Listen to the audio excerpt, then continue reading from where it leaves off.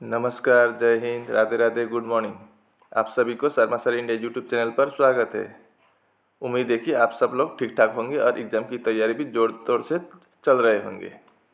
आज का इसका रीजनिंग वीडियो का पहला सवाल देखिए क्या है। इन ए सर्टेन कोड लैंग्वेज, किसी एक कोड लैंग्वेज में 7979 को क्या लिखा गया है, GPI लिखा गया है, और 4566 को DKF लिखा गया है। तो 8863 का कोड क्या होगा। 7979 का कोड आपका GPI है, 4566 का कोड DKF है, तो 8863 का कोड क्या होगा। तो चेक करते हैं कैसे बना है ये लॉजिक, ठीक है। अब देखिए सवाल में क्या बोला था, 7979 का कोड क्या है, GPI। तो 7979 से GPI मैंने यहाँ पर लिख दिया है, ठीक है। अब देखिए यहाँ पर लॉजिक यही है कि G का प्लेस वैल्यू कितना है, 7 है, तो 7 लिख दिया है। और I का प्लेस वैल्यू कितना है, 9 है, तो 9 लिख दिया। लेकिन बीच में कितना है, 97 है। 97 से P कैसे आएगा, तो बस इतना ही है। अगर हम 9 और 7 को प्लस कर देंगे तो कितना होगा, 9 + 7 16 होगा। 16 का मतलब P होता है। बस इसी तरह से बना हुआ है। अब अगला में चेक करेंगे। यहाँ पर D का प्लेस वैल्यू 4 ठीक ही है, F का 6 है ठीक ही है। अब K का मतलब कितना होता है, 11 होता है, तो 5 + 6 कर देंगे तो 11 हो जाएगा। तो इसी तरह से DKF हुआ है 4566 से। अब तीसरा में देखिए 8863 है, तो पहला अक्षर 8 किसका प्लेस वैल्यू है, H का है, और ये 3 किसका है, C का है। ये भी हो गया। तो अब इन दोनों को हम क्या करेंगे, 8 और 6 को प्लस कर देंगे, तो 8 + 6 14 होगा। 14 किसका प्लेस वैल्यू है, N का है, तो HNC होगा। ऑप्शन में चेक करते हैं, आपका C ऑप्शन में HNC दिख रहा है, तो आपका C ऑप्शन सही जवाब होगा। इस सवाल को देखिए, ये आपका ब्लड रिलेशन से है। Pointing to a boy Rohan से, एक लड़के को तरफ इशारा करते हुए रोहन ने क्या बोला, he is the son of my wife sister in law. वो कौन है, मेरे वाइफ के सिस्टर इन लॉ के बेटे हैं। How will Rohan sons relate to that boy. तो रोहन का बेटा का साथ उसका संबंध क्या होगा। बस इतना ही है। तो इसको हम बनाते हैं मैनुअली, ठीक है। तो रोहन ने क्या बोला था, he is the son of my wife sister in law. यहाँ माई का मतलब कौन है, रोहन है। तो रोहन, एक काम करते हैं, हम बनाते हैं पहले, ठीक है। रोहन के वाइफ, रोहन के वाइफ का नाम पता नहीं तो वाइफ लिख देते हैं, ठीक है। रोहन का वाइफ का कौन है, सिस्टर इन लॉ का बेटा है, मतलब भाभी का बेटा है।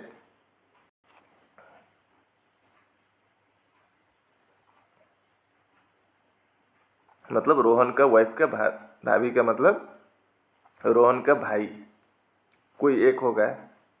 अब भाई का पत्नी होगा कोई, तो तभी ना भाई भाभी होगी रोहन के वाइफ की, ठीक है। मतलब रोहन के साले के बीबी है। रोहन के बीबी के, भाभी का मतलब रोहन के साले का बीबी है।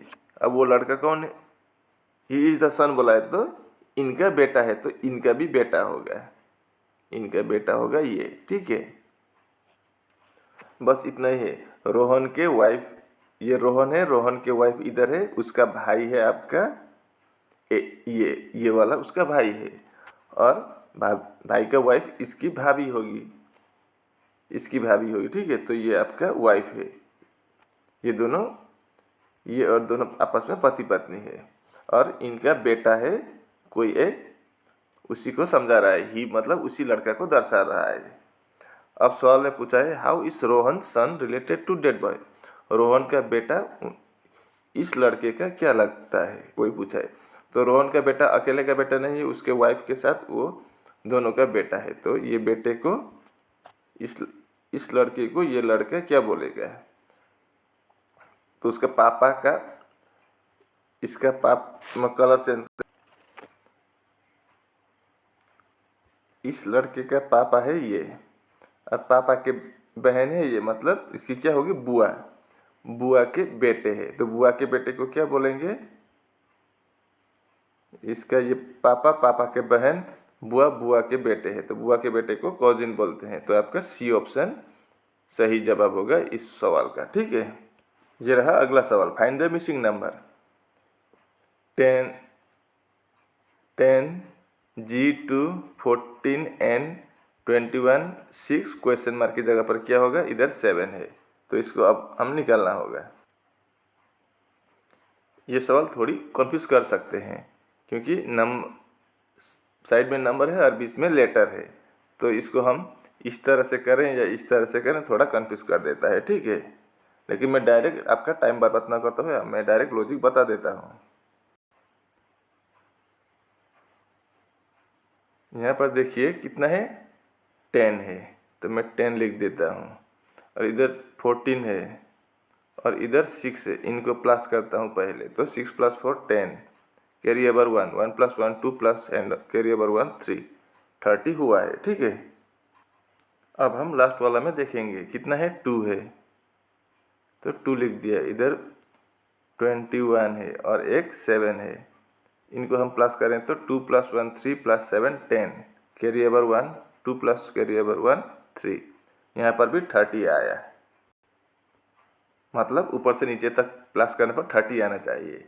तो हम इनका भी प्लेस वैल्यू से चेक करेंगे। जी का प्लेस वैल्यू कितना, यहाँ पर जी है, तो जी का प्लेस वैल्यू 7 होता है, बीच में एन है, एन का 14, कितना हुआ 14 और 7 21 हुआ। हमें कितना और चाहिए 30 बनाने के लिए, 9 चाहिए, तो 9 का मतलब किसका प्लेस वैल्यू 9 है, आई का, तो अब 30 बन गया है प्लस करने पर, ठीक है। तो हमें 9 चाहिए था, यहाँ पर 9 किसका प्लेस वैल्यू है, आई का, तो आपका सी ऑप्शन सही जवाब होगा यहाँ पर। इस सवाल को देखिए, पी का मतलब मल्टीप्लाई है, ए का मतलब डिवाइड है, एन का मतलब, पी का मतलब मल्टीप्लाई, ए का मतलब डिवाइड, एन का मतलब प्लस और डी का मतलब माइनस है। तो इस इक्वेशन में क्वेश्चन मार्क की जगह पर क्या आएगा वही हमको निकालना है। तो चलिए अब हम इनका किसका मतलब क्या है वो हम बिठा के चेक करते हैं। अब देखिए पहले 40 लिख दिया, उसके बाद डी है, डी का मतलब क्या था, डी का मतलब सब्सट्रैक्शन, तो मैंने यहाँ पर माइनस कर दिया। उसके बाद 12 को 12 लिख दिया। एन का मतलब क्या था, एडिशन, तो मैंने प्लस कर दिया। उसके बाद 42 लिख दिया। उसके बाद ए है, ए का मतलब डिवीजन है, तो डिवाइड कर दिया है। और पी का मतलब क्या है, मल्टीप्लिकेशन, तो मैंने मल्टीप्लाई कर दिया है, ठीक है।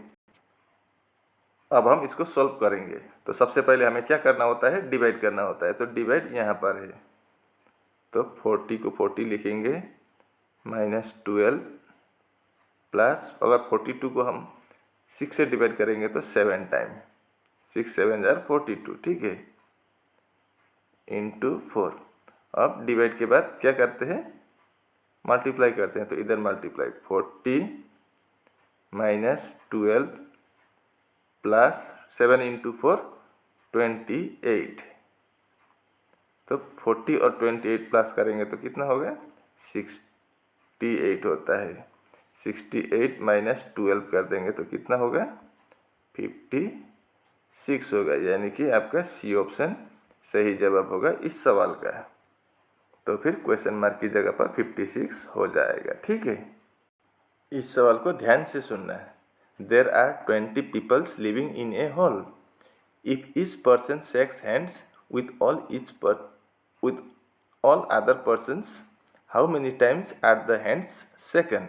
मतलब एक हॉल में 20 व्यक्ति रहते हैं, यदि प्रत्येक व्यक्ति अन्य सभी व्यक्तियों से हाथ मिलाए तो कुल मिलाकर कितने बार हाथ मिलाए गए। समझ गए ना, मैं इसको दोहरा रहा हूँ। एक हॉल में कुल 20 व्यक्ति रहते थे, यदि प्रत्येक व्यक्ति अन्य सभी व्यक्तियों से हाथ मिलाता है तो कुल कितने बार हाथ मिलाया गया, तो इसको निकालना है। तो कितने आदमी है, 20 है, तो कैसा होगा, ऐसा होगा 1 2 3 4, ऐसे कितने तक आदमी, टोटल 20 आदमी है, ठीक है।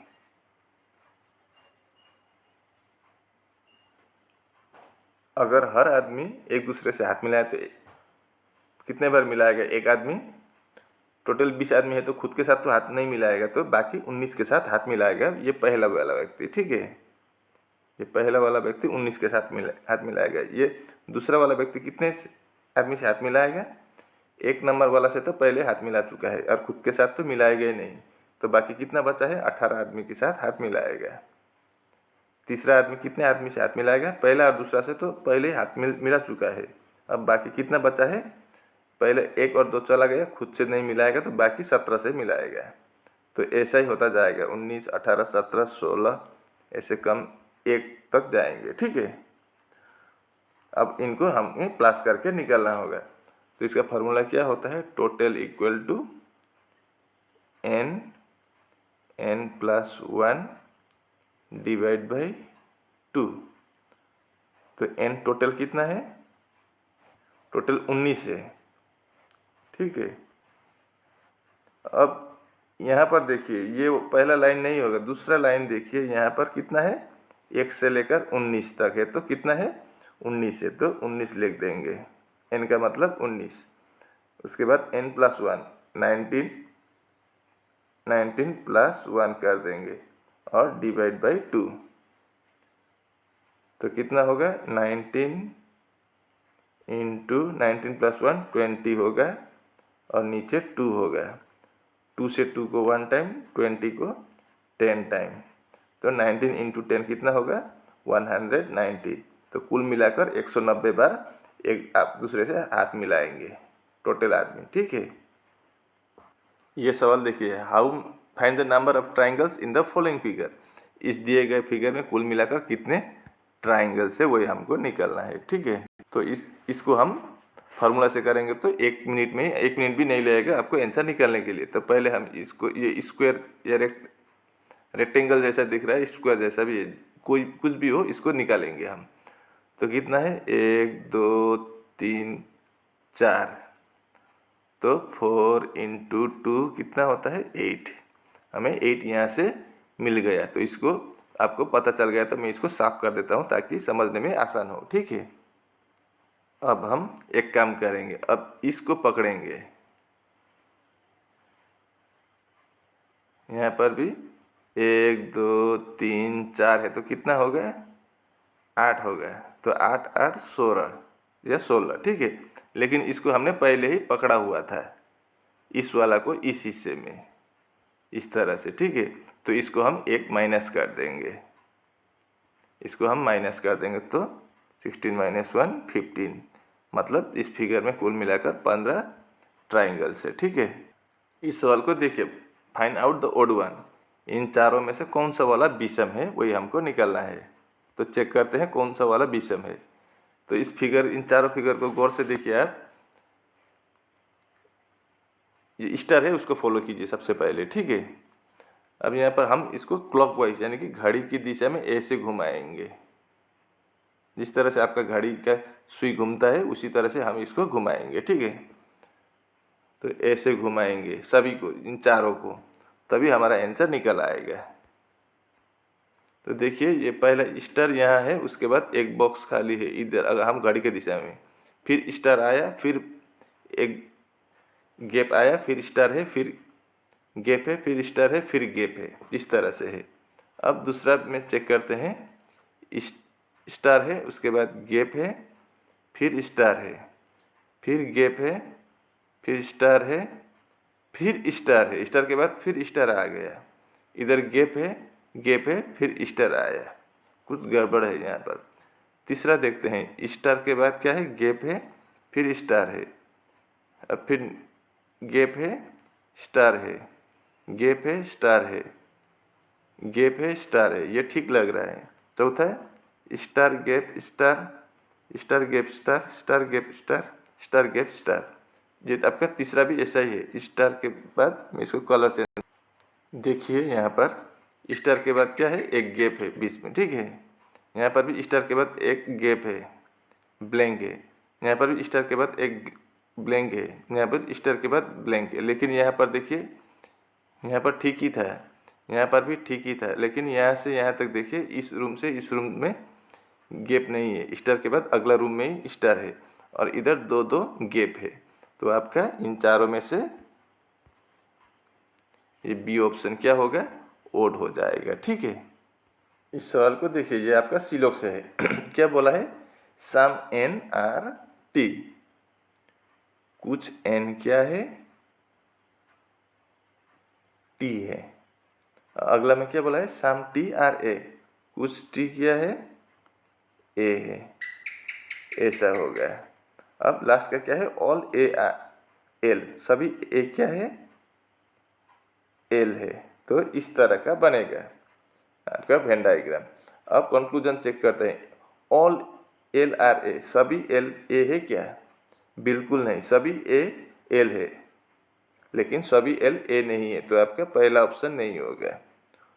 दूसरा, सम एन आर ए, कुछ एन ए है क्या, देखिए तो यहाँ पर कुछ एन ए है क्या, एन इधर है, ए इधर है, इनके बीच में कोई संबंध दिखाई नहीं दे रहा है, तो ये होने का संभावना ही नहीं है, तो आपका दूसरा भी गलत है। तो नाइदर कंक्लूजन 1 नॉर 2 फॉलोस होगा, यानी कि बी ऑप्शन सही जवाब होगा इस सवाल का। ये आप देखिए अगला सवाल, choose the related word in the following question. इस सवाल में रिलेटेड वर्ड हमें निकालना है, कोई मतलब क्वेश्चन मार्क की जगह पर क्या आएगा वही हमको ढूंढ कर निकालना है। अगर मिसिसिपी का यूएसए से संबंध है तो वोल्गा का किसके साथ संबंध होगा। अब पहले हमें जानना होगा कि मिसिसिपी का मतलब क्या होता है। मिसिसिपी एक ऐसा नदी है अमेरिका का जो सिर्फ अमेरिका में ही बहती है और कोई अन्य देश में नहीं बहती है, मतलब सिर्फ अमेरिका, एक ही देश में बहने वाली नदी है मिसिसिपी, और वह अमेरिका का है। तो वोल्गा कहाँ का नदी है और किस देश में सिर्फ बहती है, वही हमको जानना है। इटाली है कि रशिया है या ग्रीस या नाइजीरिया, इन चारों में से कौन सा देश में बहती है आपका वोल्गा नदी। तो इसका सही जवाब क्या होगा, रशिया में, सिर्फ रशिया में बहती है आपका वोल्गा नदी। तो आपका बी ऑप्शन सही जवाब होगा इस सवाल का। इस सवाल को देखिए, what will come in place of the question mark in the following series. Question mark की जगह पर क्या आएगा इस श्रृंखला में। तो 4 से 11, 11 से 31, 31 से 65, 65 से क्वेश्चन मार्क से 389 का रिलेशन हमें निकालना होगा, ठीक है। तो 4 से अगर हम 11 प्लस करके भी निकाल सकते हैं, लेकिन इधर जितना इधर आ रहा है इतना क्या हो रहा है, बड़ा होता जा रहा है, तो इसको हम प्लस से नहीं बल्कि मल्टीप्लाई से चेक करते हैं, ठीक है। तो अगर हम 4 के साथ क्या करने पर 11 आएगा, अगर हम 4 इंटू 2 कर देंगे कितना होगा 8, प्लस 3 कर देंगे 11 आ जाएगा। अब हम 11 से 31 लाएंगे, तो 11 इंटू 3 कर देंगे कितना होगा 33, माइनस 2 कर देंगे 31 आ जाएगा। मैं आपको इसको और क्लियर से दिखा रहा हूँ, रुकिए। अब अगला भी वैसे ही करेंगे। मैंने क्या किया था, 4 इंटू, नीचे देखिए 4 इंटू 2 प्लस 3, 4 इंटू 2 का मतलब 8 प्लस 3 11। अगला में 11 से 31 लाना है, तो 11 इंटू 3 33 माइनस 2 31।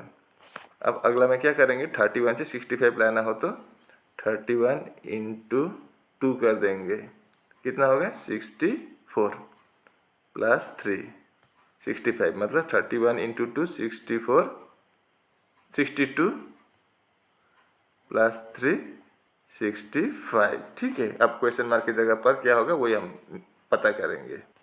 तो पहले हमने क्या था, इंटू 2 प्लस 3, उसके बाद इंटू 3 माइनस 2, फिर इंटू 2 प्लस 3। तो अब हम क्या करेंगे, इंटू 3 माइनस 2 करेंगे, तो 65 इंटू 3 कितना होता है 195, उसमें माइनस 2 कर देंगे तो 193 होगा। अब 193 से अगला लॉजिक मिलता है कि नहीं, वो हम चेक करेंगे, वरना ये भी नहीं होगा, ठीक है। तो हम 193 से इंटू 2 प्लस 3 करके चेक करते हैं। 193 इंटू 2 कितना होता है 386, अगर उसमें हम प्लस 3 करेंगे तो 389, मतलब ठीक है। तो यहाँ पर क्वेश्चन मार्क की जगह पर क्या होगा 193 होगा, यानी कि आपका सी ऑप्शन सही जवाब होगा यहाँ पर। ये रहा अगला सवाल, कंप्लीट द एनालॉजी। 146:198 है तो 258 क्वेश्चन मार्क की जगह पर क्या होगा। तो यहाँ पर देखिए 146, 198 और 258 ये क्या लग रहा है आपको, किसी एक परफेक्ट स्क्वायर का नज़दीक का नंबर लग रहा है, तो हम इसको चेक करेंगे, ठीक है। तो 146 को हम 140 पर करके देखते हैं पहले, और 198 को 196 करेंगे और 258 को 256 करेंगे, ठीक है, तब हमको आसान होगा। तो 144 का मतलब 12 का स्क्वायर है, उसके साथ +2 कर दिया तो 12 का स्क्वायर 144 +2 146 है ये। अगला 198 है तो 12 के साथ +2 कर दिया तो कितना होगा 16 होगा। 12 के साथ +2 कर दिया 14 होगा तो 14 का स्क्वायर +2, 14 का स्क्वायर कितना होता है 196, +2 करने पर 198 आता है, ठीक है। अब देखिए यहाँ पर 256 बनाना है 258 से, तो इसको क्या करेंगे हम 256 का मतलब अब किसका स्क्वायर है ये, सबसे पहले आपको स्क्वायर जानना होता है, किसका स्क्वायर क्या होता है, तो ये आपका 16 का है, 16 स्क्वायर +2, 16 स्क्वायर का मतलब 256 होता है, उसमें +2 कर देंगे तो 258 होगा। तो हम यहाँ पर क्या करेंगे, यहाँ पर जैसे 12 +2 किया तो यहाँ पर हम 16 +2 कर देंगे तो कितना होगा 18 होगा। तो 18 का स्क्वायर +2 करके देखते हैं, 18 का स्क्वायर कितना होता है 324 होता है, +2 कर देंगे तो कितना होगा 326 होगा, ठीक है। तो 326 आपका बी ऑप्शन में है, तो आपका बी ऑप्शन सही जवाब होगा यहाँ पर। अब इस सवाल को देखिए, फाइंड द मिसिंग नंबर, मतलब क्वेश्चन मार्क की जगह पर क्या होगा। तो इसको हम कैसे करेंगे, ऐसे करेंगे हॉरिजॉन्टल या वर्टिकल करेंगे, सबसे पहले यही हमको पता लगाना होता है, ठीक है। वैसे यहाँ पर क्या लग रहा है, बड़ा नंबर पीछे की तरफ, नीचे भी है बड़ा नंबर लेकिन उससे बड़ा नंबर पीछे की तरफ है, तो हम इसको हॉरिजॉन्टली करने के प्रयास करेंगे सबसे पहले, अगर नहीं हुआ तो हम वर्टिकली भी करेंगे, ठीक है, पहले लेकिन हॉरिजॉन्टली करेंगे। तो हम 8 और 15 से कैसे 98 लाएंगे, सबसे पहले वही हमको जानना होगा। एक काम करते हैं, अगर हम 15 लिख देते हैं 20 का, ठीक है, उससे 8 माइनस कर देंगे तो कितना होगा 15 - 8 7 होगा। अगर हम इस 7 को स्क्वायर कर देंगे तो कितना होगा 7 का स्क्वायर 49। इसमें अगर हम इंटू 2 कर देंगे तो 98 आ जाएगा। अब अगला में वही लॉजिक लगता है कि क्या लॉजिक लगता है चेक करते हैं। तो यहाँ पर हम 23 - 11 कर देंगे तो कितना होगा 12 होगा। अब हम 12 का स्क्वायर कर देंगे तो कितना 12 का स्क्वायर 144 होता है। तो यहाँ पर इंटू 2 किया था तो यहाँ पर भी हम इंटू 2 कर देंगे तो 144 इंटू 2 288, तो ये 288 होगा वो। अब हम लास्ट फाइनल चेक करेंगे इन सवाल का, ठीक है। तो 34, एक मिनट में इसका कलर चेंज कर देता हूँ ताकि समझने में आसान हो। 34 - 20 कर देंगे तो कितना होगा 34 - 20 14 होगा। तो 14 का स्क्वायर कर देंगे तो कितना होगा 196 होगा। अब यहाँ पर उसके साथ हम इंटू 2 कर देंगे तो 196 इंटू 2 कितना होता है 392 होता है, यानी कि आपका सी ऑप्शन में 392 है, तो सी ऑप्शन सही जवाब होगा यहाँ पर। उम्मीद है कि आप इसको भी अच्छी तरह से समझ गए होंगे। और इसी के साथ आज का वीडियो यहीं पर समाप्त होता है। अगर वीडियो अच्छी लगी तो वीडियो पर लाइक शेयर कमेंट करना और चैनल को भी सब्सक्राइब जरूर करना। मैं ऐसे ही मुद्दे लेकर अगले वीडियो में फिर हाजिर होऊंगा। तब तक के लिए मुझे विदा दीजिए। आपका दिन शुभ हो। राधे राधे।